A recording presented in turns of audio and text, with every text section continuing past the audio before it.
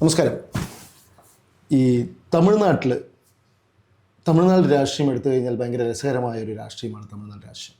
ഈ ഇന്ത്യയിൽ തന്നെ എടുത്തതിൽ തമിഴ്നാട് രാഷ്ട്രീയം എടുത്ത ഒരു സിനിമ സ്റ്റോറി പോലെയാണ്, അല്ലെങ്കിൽ ഒരു സിനിമ കഥ പോലെയാണ് തമിഴ്നാട് രാഷ്ട്രീയം എന്ന് പറയുന്നത്. അതിൽ വരുന്നതെല്ലാം സിനിമയിൽ അഭിനയിച്ച പ്രമുഖ സൂപ്പർ സ്റ്റാറുകളായിട്ടുള്ള ആൾക്കാരാണ് അതിൽ വരുന്നതും. അവിടുത്തെ മുഖ്യമന്ത്രിയാണെങ്കിൽ ഇരിക്കുന്നതാണെങ്കിലും, അല്ലെങ്കിൽ ഇനി വരാൻ പോകുന്ന മുഖ്യമന്ത്രിയാണെങ്കിലും, അതിന് മുമ്പിരുന്ന മുഖ്യമന്ത്രിയൊക്കെ സിനിമയുമായി ബന്ധപ്പെടുത്തിയിട്ടുള്ള ആൾക്കാരാണ്, അല്ലെങ്കിൽ അതുവഴി വന്ന ഒരു രാഷ്ട്രീയമാണ്. എന്താണ് ഈ ശരിക്കും ഈ തമിഴ്നാട് രാഷ്ട്രീയം? കാരണം ഈ തമിഴ്നാട് രാഷ്ട്രീയത്തിൽ ഊഹാപോഹങ്ങൾ ഒരുപാടുണ്ട്. ഇപ്പം തന്നെ അവിടെ അടുത്തതായി വരാൻ പോകുന്ന ഇന്നത്തെ ഇളയ ദളപതി അല്ലെങ്കിൽ ദളപതി വിജയിനെ എതിരെ ഭയങ്കര ഇഷ്യൂസ് ഇരിക്കുന്നു. അദ്ദേഹത്തിൻ്റെ സിനിമകൾ ഇറങ്ങാതെ പോകുന്നു.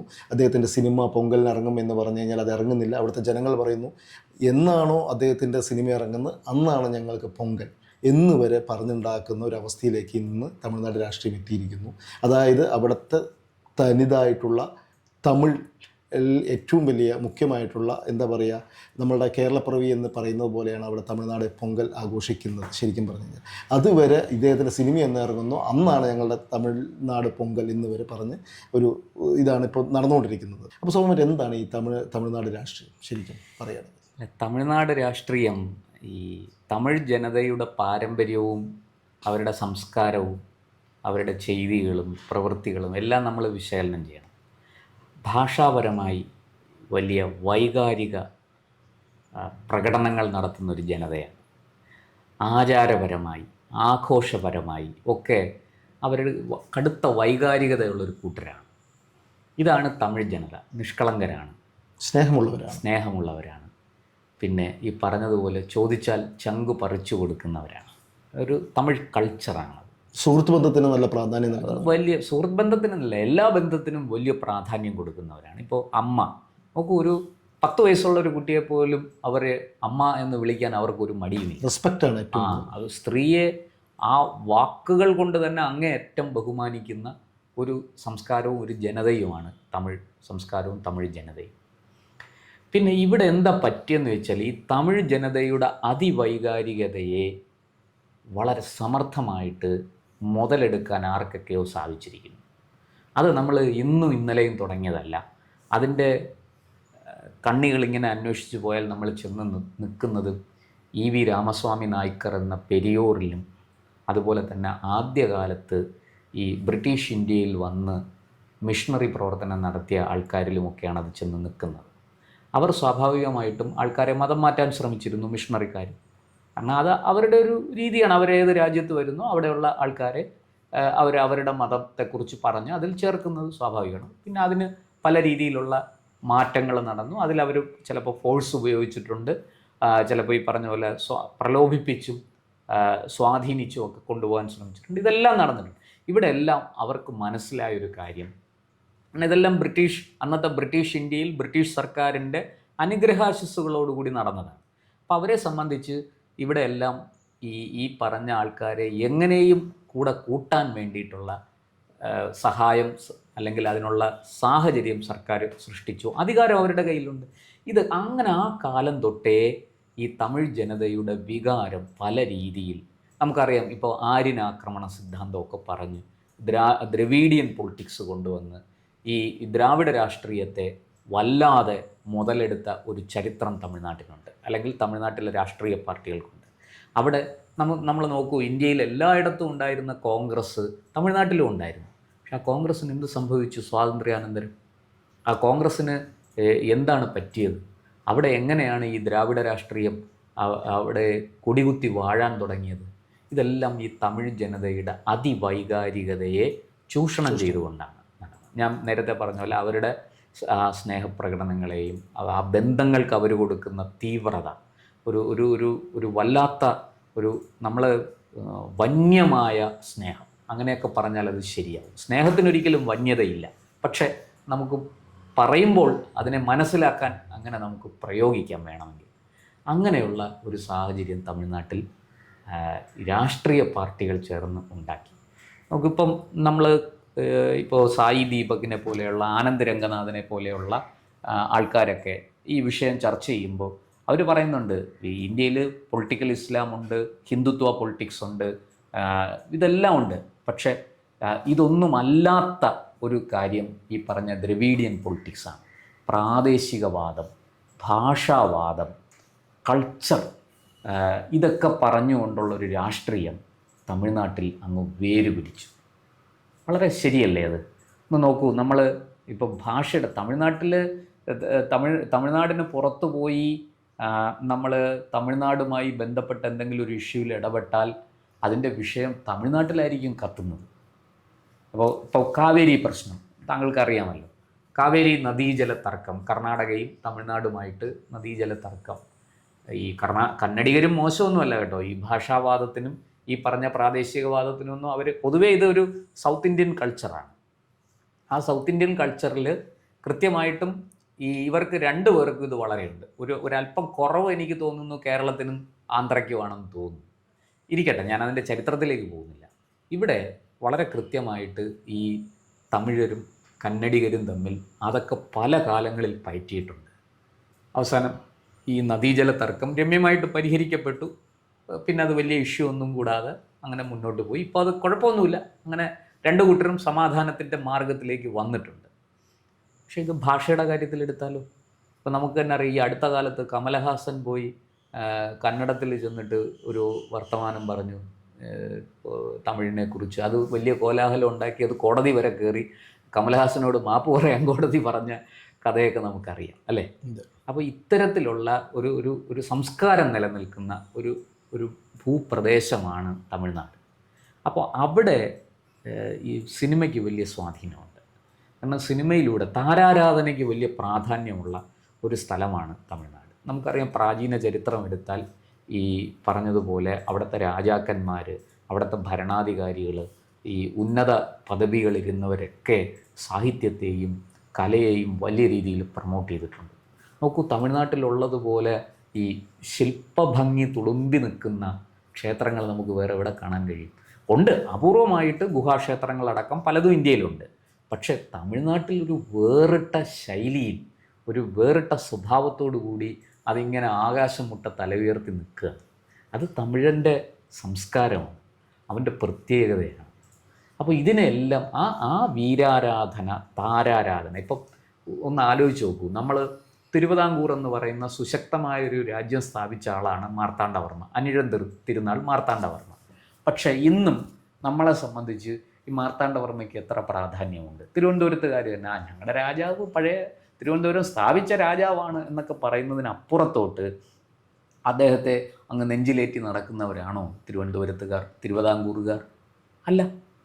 പക്ഷേ നമ്മൾ തമിഴ്നാട്ടിൽ ചെന്ന് കപ്പലോട്ടിയ തമിഴനെ കുറിച്ചൊന്ന് പറഞ്ഞു നോക്കട്ടെ. അവരുടെ ആ തമിഴിൻ്റെ വീര്യം നമുക്കപ്പോൾ കാണാം.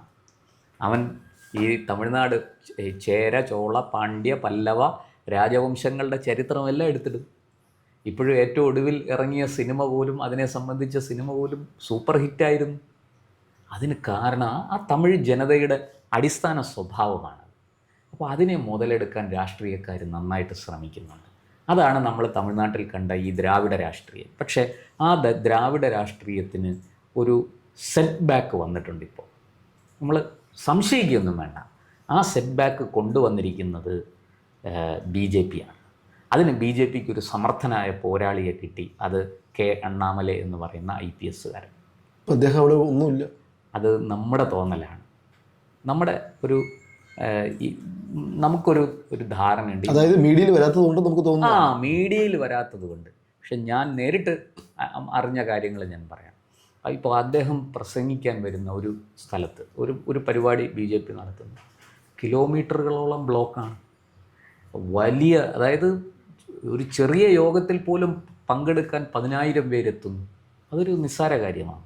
തമിഴ്നാട്ടിൽ BJPക്ക് വട്ടപൂജ്യം, കേവലം 1% വോട്ട് തികച്ചുണ്ടായിരുന്നില്ല BJPക്ക്.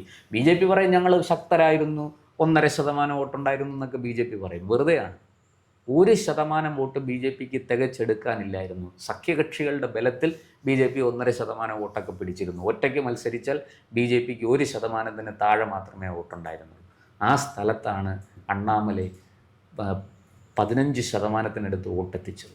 നോക്കൂ, കേരളത്തിൽ ഏതാണ്ട് 1/2 നൂറ്റാണ്ടിലധികമായിട്ട് RSS താഴെ തട്ടിൽ ഏറ്റവും ആഴത്തിൽ പ്രവർത്തിച്ചുകൊണ്ടിരിക്കുകയാണ്. എന്നിട്ടും കേരളത്തിൽ BJPക്ക് 15% വോട്ടേ ഉള്ളൂ. ഇതൊന്നുമില്ലാതെ ഏതാനും വർഷങ്ങൾ കൊണ്ട് തമിഴ്നാട്ടിൽ ബി ജെ പിക്ക് ശക്തമായൊരു അടിത്തറ രാഷ്ട്രീയമായിട്ട് ഉണ്ടാക്കിയെടുത്ത ആൾ അണ്ണാമലയാണ്. ഇനി അണ്ണാമലയെ അതിന് വേണ്ടുന്ന എല്ലാ സഹായവും ചെയ്തു കൊടുത്തത് കേന്ദ്ര സർക്കാരാണ്, നരേന്ദ്രമോദിയാണ്, അമിത്ഷായാണ്. അല്ല, അങ്ങ് പറയുന്നത് മൊത്തം അണ്ണാമലയുടെ കാര്യങ്ങളാണ്. ഞാൻ ചോദിച്ചൊരു കാര്യം എന്ന് പറഞ്ഞാൽ തമിഴ്നാട് രാഷ്ട്രീയമാണ് ചോദിച്ചുകൊണ്ടിരിക്കുന്നത്. അപ്പോൾ എനിക്ക് ചോദിക്കാനുള്ളൊരു കാര്യം എന്ന് പറയുന്നത്, ഇപ്പോൾ അണ്ണാമല മാത്രമല്ല, അണ്ണാമല വരുന്നത് മാത്രമല്ല, ആക്ച്വലി ഇപ്പോൾ വിജയ് മുന്നോട്ട് നടന്നു വന്നുകൊണ്ടിരിക്കുകയാണ്. വിജയ് വന്നുകൊണ്ടിരിക്കുന്ന ഓരോ സ്ഥലത്തും ഇപ്പോൾ കഴിഞ്ഞ ദിവസം വരെ മരണങ്ങൾ വരെ ഉണ്ടായി. അതിൻ്റെ ഭാഗമായിട്ട് ഒരുപാട് അനുശോചനങ്ങളൊക്കെ നടന്നു അവിടെ. അപ്പോൾ തീർച്ചയായിട്ടും വിജയ് വരുന്ന പരിപാടിയിൽ ഇതിനേക്കാൾ, അതായത് അണ്ണാമല വരുന്നതിനേക്കാൾ താരമൂല്യം കൂടിയതുകൊണ്ടായിരിക്കാം, എനിക്കറിയില്ല. എന്നാലും ഞാൻ പറയുന്നു, വിജയ് വരുമ്പോൾ അവിടെ ഉണ്ടാകുന്ന തിക്കും തിരക്കും എന്ന് പറയുന്നത് തന്നെ വേറെ രീതിയിലാണ് തമിഴ്നാട് രാഷ്ട്രീയത്തിൽ ഉണ്ടാക്കുന്ന മാറ്റം. അതെ, വളരെ ഒരു ശരിയായൊരു കാര്യമാണ് താങ്കൾ ചൂണ്ടിക്കാണിച്ചത്. കാരണം ഇപ്പം അണ്ണാമലയുടെ, ഞാനതാണ് അണ്ണാമലയെ പറഞ്ഞിട്ട് വിജയിലേക്ക് വരാം. അണ്ണാമലയ്ക്ക് ഇത്തരത്തിലുള്ള താരമൂല്യങ്ങളൊന്നുമില്ല. ഒരു IPS ഓഫീസർ അവിടെ വന്ന് അദ്ദേഹം ഈ എൻ മണ്ണ് എൻ മക്കൾ വാദവുമായിട്ട് ജനങ്ങളുടെ ഇടയിലേക്ക് ഇറങ്ങി, കറപ്ഷൻ ഇല്ലാത്ത ഒരു നല്ല രാഷ്ട്രീയ നേതാവായതുകൊണ്ട് അദ്ദേഹം വളർന്നു. അദ്ദേഹത്തിൻ്റെ വാക്കുകൾ തമിഴ് ജനത സ്വീകരിച്ചു. ഞാൻ പറഞ്ഞല്ലോ, അതിന് മോദിയും അമിത്ഷായും ഒക്കെ എല്ലാ സഹായങ്ങളും ചെയ്തു. അത് അങ്ങനെ മുന്നോട്ട് പോയി.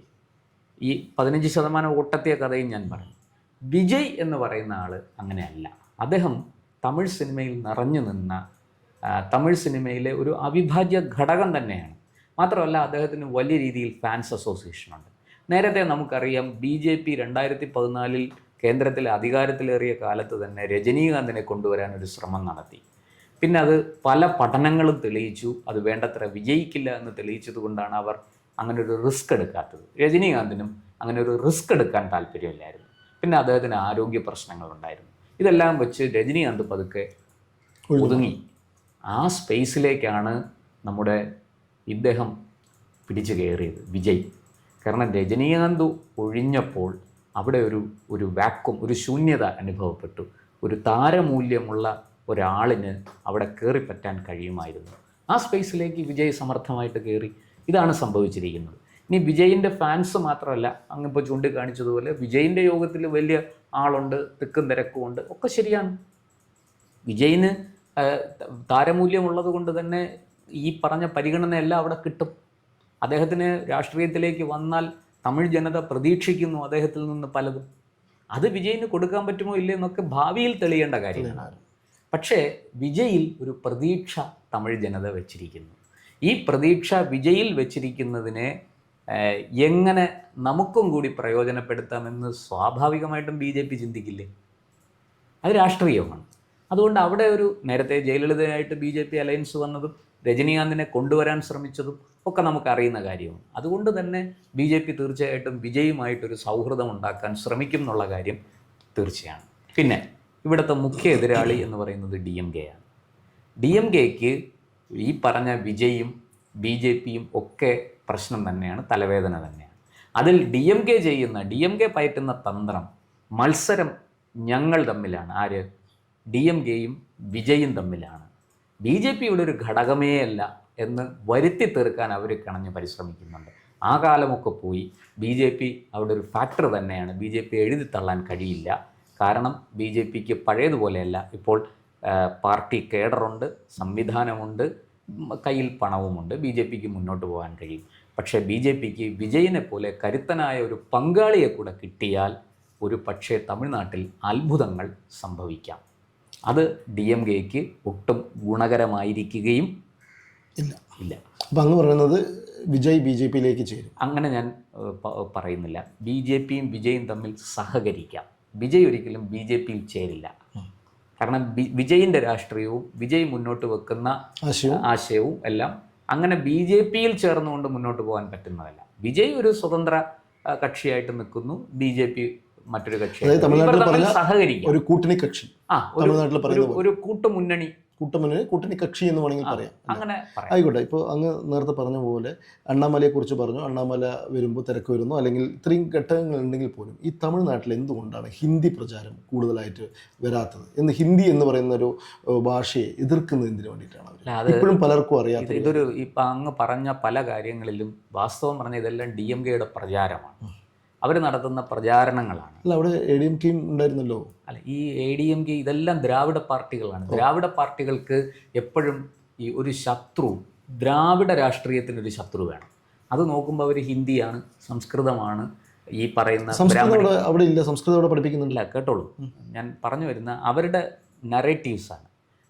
സംസ്കൃതമാണ്. പിന്നെ ഈ പറഞ്ഞതുപോലെ എന്താ പറയണ്ടേ, ഈ നോർത്ത് ഇന്ത്യൻ ആര്യദ്രാവിഡ ഭേദത്തിൽ നിലകൊള്ളുന്ന ഒരു സംഗതിയാണല്ലോ. അതുകൊണ്ട് അത്തരം കാര്യങ്ങളെല്ലാം അവർ ആ രീതിയിൽ വളച്ചൊടിച്ചിട്ടുണ്ട്. ഈ പറയുന്ന ഹിന്ദി വിരോധവും അല്ലെങ്കിൽ ഈ ഉത്തരേന്ത്യൻ വെറുപ്പും ഇതൊക്കെ ഉണ്ടാക്കാൻ DMK പരമാവധി ശ്രമിച്ചിട്ടുണ്ട്. നോക്കൂ, ഇപ്പോഴും നമ്മളിത് പറയുന്നു, തമിഴ്നാട്ടിൽ സംസ്കൃതത്തിന് പ്രചാരമില്ലെന്നാണോ, ഹിന്ദിക്ക് പ്രചാരമില്ലെന്നാണോ? ഞാൻ എൻ്റെ അനുഭവം പറയാം. ഊട്ടി എന്ന് പറയുന്ന സ്ഥലത്ത് പോയിട്ട്, ഒരു ടൂറിസ്റ്റ് പ്ലേസാണ്, ഡെസ്റ്റിനേഷനാണ്. അവിടെ ചെന്നിട്ട് നമ്മൾ മലയാളം സംസാരിക്കുന്നതിനേക്കാൾ കൂടുതൽ അവിടെ ഹിന്ദി സംസാരിക്കുന്ന ആൾക്കാരുണ്ട്. കാരണം നോർത്ത് ഇന്ത്യയിൽ നിന്ന് ഒരുപാട് പേര് വരുന്നു, സ്വാഭാവികമായിട്ട് ഇവർ ഹിന്ദി പഠിക്കുന്നു. ഇതൊക്കെ ഈ കൊടുക്കൽ വാങ്ങലുകൾ, സംസ്കാരത്തിൻ്റെയും ഭാഷയുടെയും കൊടുക്കൽ വാങ്ങലുകളൊക്കെ നിർബാധം നടക്കും. പക്ഷേ ഇതിനെ എപ്പോഴും ഈ തമിഴ് സ്വത്വം നിലനിർത്താൻ വേണ്ടിയിട്ട് അപ്പുറത്തൊരു എതിരാളി വേണം. അത് വളരെ സമർത്ഥമായിട്ട് ഈ അണ്ണാദുരൈയുടെ കാലം തൊട്ട്, അല്ലെങ്കിൽ ഈ പറഞ്ഞ EV രാമസ്വാമി നായ്ക്കരുടെ കാലം തൊട്ട്, രാമസ്വാമി നായ്ക്കർ ഒരു തികഞ്ഞ ഹിന്ദി വിരോധിയും ഈ പറഞ്ഞ ആര്യൻ വിരോധിയും ഒക്കെ ആയിരുന്നു. പുള്ളി അതുകൊണ്ടാണല്ലോ കീമായണം എഴുതി ചിദംബരം ക്ഷേത്രത്തിൽ വെച്ച് പ്രകാശിപ്പിച്ചത്. രാമനെ വില്ലനായും രാവണനെ നായകനായിട്ടും ഒരു കൃതി രചിച്ചത് EV രാമസ്വാമി നായ്ക്കറാണ്. ഇതൊന്നും വെറുതെ അല്ല, ഇതൊക്കെ കൃത്യമായ രാഷ്ട്രീയ അജണ്ടകളോടുകൂടിയാണ്. അതിൻ്റെയൊക്കെ പുറകിൽ പല കാരണങ്ങളുമുണ്ട്, പല സംഗതികളുമുണ്ട്. ഞാനിപ്പോൾ അതിലേക്ക് പോകുന്നില്ല. പക്ഷെ അങ്ങനെയെല്ലാം വന്നപ്പോൾ സംഭവിച്ചത്, ഈ തമിഴ്നാട്ടിൽ ജനങ്ങളുടെ ഇടയിൽ ഇത് വലിയ രീതിയിൽ വേരുപിടിപ്പിക്കാൻ, അല്ലെങ്കിൽ ഈ വികാരം ചൂഷണം ചെയ്യാനുള്ള ശ്രമം നടന്നു. അതിനെ തമിഴ് സ്വത്വവുമായിട്ട് കൂട്ടിക്കെട്ടി. നിങ്ങൾ മറ്റുള്ളവരിൽ നിന്ന് വ്യത്യസ്തരാണ്, നിങ്ങൾ ആദിമ നിവാസികളാണ്, നിങ്ങളുടെ അത്ര പഴക്കം മറ്റാർക്കുമില്ല, നോക്കൂ നിങ്ങളുടെ പാരമ്പര്യത്തെയാണ് അവർ തകർക്കാൻ ശ്രമിക്കുന്നത്. ഇങ്ങനെയുള്ള പ്രചാരം തമിഴ്നാട്ടിൽ കാര്യമായിട്ട് നടന്നു. നടന്നതിൻ്റെ ഫലമായിട്ട് തമിഴ് ജനത കുറേയെങ്കിലും തെറ്റിദ്ധരിക്കപ്പെട്ടിട്ടുണ്ട്. അതവരുടെ രാഷ്ട്രീയത്തിലും പ്രതിഫലിച്ചു. പക്ഷേ ഇനി അത് അത്ര കണ്ടങ്ങനെ മുന്നോട്ട് പോകും എന്നെനിക്ക് തോന്നുന്നില്ല. കാരണം അതിനൊക്കെ ഇന്നത്തെ ഈ സോഷ്യൽ മീഡിയയൊക്കെ ഇത്രയും ശക്തമായൊരു കാലത്ത്, ഈ ഡിബേറ്റുകൾ ധാരാളം പ്രത്യേകിച്ച് ഇത്തരം പ്ലാറ്റ്ഫോമുകളിൽ നടക്കുന്ന ഒരു കാലത്ത് അതിനൊന്നും വലിയ പ്രസക്തി ഉണ്ട് എന്നെനിക്ക് തോന്നുന്നില്ല. ഇപ്പോൾ അവർ ഈ പറഞ്ഞ നേരത്തെ ദ്രാവിഡ രാഷ്ട്രീയത്തിൽ ജാതിയാണ് വിഷയമെങ്കിൽ അതിൻ്റെ പുറകെ അവർ മതം കൊണ്ടുവന്നു. ഈ DMK ഇപ്പോൾ പയറ്റുന്നത് മതം വെച്ചാണ്. നമുക്കറിയാം, തിരുപ്പുറക്കുണ്ടത്തെ കാർത്തിക ദീപം തെളിക്കുന്നതുമായി ബന്ധപ്പെട്ട ഇഷ്യൂസൊക്കെ നമ്മൾ കണ്ടതാണ്. കോടതി വിധിയെ പോലും വെല്ലുവിളിച്ചുകൊണ്ട്, അതിനെ നിഷേധിച്ചുകൊണ്ട് മുന്നോട്ട് പോകാൻ ശ്രമിച്ച ഒരു സർക്കാരും ഭരണകൂടവും തമിഴ്നാട്ടിൽ ഇന്ന് എന്തുമാത്രം എതിർപ്പുകൾ നേരിടുന്നു, നിയമപരമായും രാഷ്ട്രീയപരമായും എന്ന് നമുക്കറിയാം. അപ്പോൾ ഇതൊക്കെ ഈ പറഞ്ഞ രാഷ്ട്രീയമാണ് ഇതിനകത്ത് കളിക്കുന്നത്. പക്ഷെ അവിടെ അത്ര നിസ്സാരമല്ല. വിജയും അണ്ണാമലയും രണ്ട് ധ്രുവങ്ങളിലാണ് അവർ നിൽക്കുന്നതെങ്കിൽ കൂടി DMK രാഷ്ട്രീയത്തിന് അവർ ഉയർത്തുന്ന വെല്ലുവിളി ചെറുതല്ല. ഈ രണ്ട് ധ്രുവവും കൂടി ഒരുമിച്ച് നിൽക്കാൻ തുടങ്ങിയാൽ അത് DMKക്ക് കനത്ത നഷ്ടം വരുത്തും, വലിയ ദോഷം ചെയ്യും. അത് തീർച്ചയാണ്.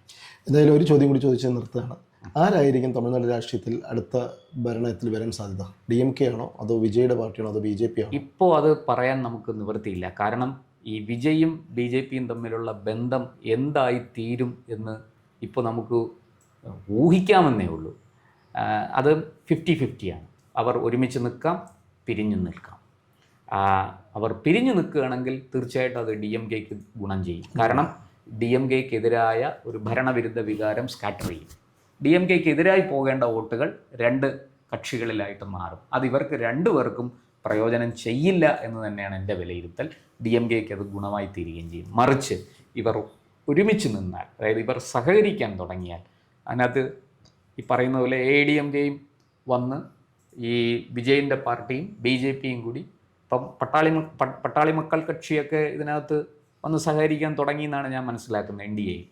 അങ്ങനെ വന്നു കഴിഞ്ഞാൽ അവിടുത്തെ സ്ഥിതി മാറി DMK ഒറ്റപ്പെടും. DMKയുടെ കൂടെ അധികം ആൾക്കാരുണ്ടാവില്ല. കാരണം എല്ലാവർക്കും അധികാരമാണ് വേണ്ടത്.